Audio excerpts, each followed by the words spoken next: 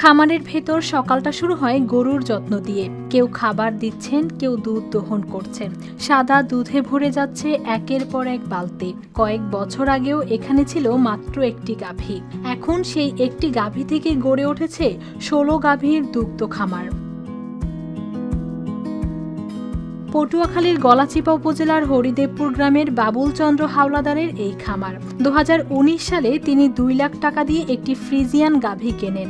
গাভীটি প্রতিদিন প্রায় 16 লিটার দুধ দিত। সেই দুধ বিক্রির টাকা দিয়ে ধীরে ধীরে বড় করেন খামার। পরে কেনেন আরও গাভী। এখন তার খামারে রয়েছে 16টি গাভী। তারপরে আমি আমার রেস্টে আগে খুব ভালো আছে, ভালোই চলি, ভালোই পরিবেশন আছে। গত 7 বছরে বিক্রি করেছেন 30টি বাছুর। প্রতিদিন তার খামার থেকে 60 থেকে 65 লিটার দুধ বাজারে যায়। দুধ বিক্রির আয়ে চলে গরুর খাবার, পরিচর্যা ও শ্রমিকের খরচ। দুধ যে আসে এবং খাবারের যে খরচ এবং কাজের লোকের যে খরচ দুধ থেকে হয়ে যায়। লাভ হয় বাছুর। আর আমার 10টা বাছুর বেশি 10 লাখ টাকা মাসখানে আগে বেশি এই আমি এই বিল্ডিংয়ে ছাদ দিচ্ছি, ছাদ দিচ্ছি, এই 10 লাখ টাকা দিয়ে এই আরো কিছু টাকা ঢোকা আছে না, এই মিলাই দিলে মোটামুটি গরুর ফার্মে লাভ হয়। বাবুলের সাফল্য দেখে এলাকায় আরও কয়েকটি দুগ্ধ খামার গড়ে উঠেছে।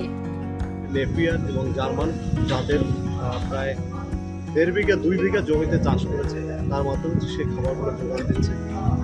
আমি মনে করি, সর্বোপরি আমি মনে করি বাবুল হাওলাদার একজন সফল কৃষক, সফল উদ্যোক্তা। তিনি যেভাবে নিজের উন্নতি করছে, নিজের আয় বৃদ্ধি করছে, পাশাপাশি সে অন্য মানুষেরও কর্মসংস্থানের জন্য কাজ করে যাচ্ছে।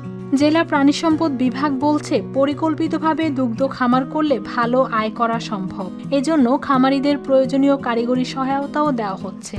সহজে এটা বাজারজাত করতে পারে এবং তার সুন্দর সেট রয়েছে, উন্নত জাতের ঘাস চাষ রয়েছে এবং সে সংরক্ষণ করার পদ্ধতি রয়েছে।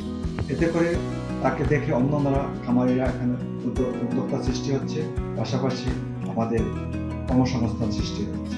একটি গাভী থেকে শুরু, 7 বছরে সেই উদ্যোগী দাঁড়িয়েছে 16 গাভীর খামারে। বাবুলের এই সাফল্য এখন এলাকায় আরও অনেককে দুগ্ধ খামার গড়তে উৎসাহ দিচ্ছে। News desk, RTV।